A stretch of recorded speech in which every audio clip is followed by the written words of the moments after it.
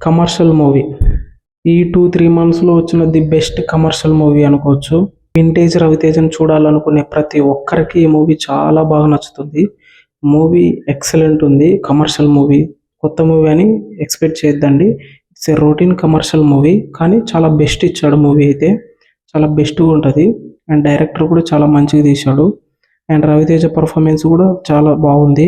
And రవితేజతో పాటు రాజేంద్ర ప్రసాద్ కూడా ఒక 50% దాకా యాక్టింగ్ చేశాడు. అంటే 50% దాకా టైం డ్యూరేషన్ ఉంటుంది.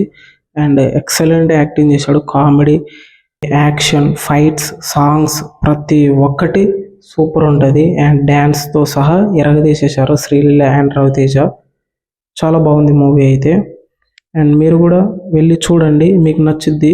ఇది బాహుబలి ఎపిక్ రిలీజ్ వచ్చింది కాబట్టి కొంచెం బుకింగ్స్ తగ్గొచ్చు కానీ బట్ మూవీ అయితే ఓవరాల్గా అయితే డిసప్పాయింట్ అయితే చెయ్యదు ఎవరిని. అండ్ మ్యూజిక్ విషయానికి వచ్చినా కానీ బీజమ్స్, సాంగ్స్ హైలైట్ ఉంటాయి. అంటే మనం యూట్యూబ్లో చూసినట్టు నెగిటివ్ ఇంపాక్ట్ అయితే ఏం లేదు మ్యూజిక్లో. చాలా బాగుంటుంది. వింటేజ్ రవితేజను కూడా మీరు చూస్తారు.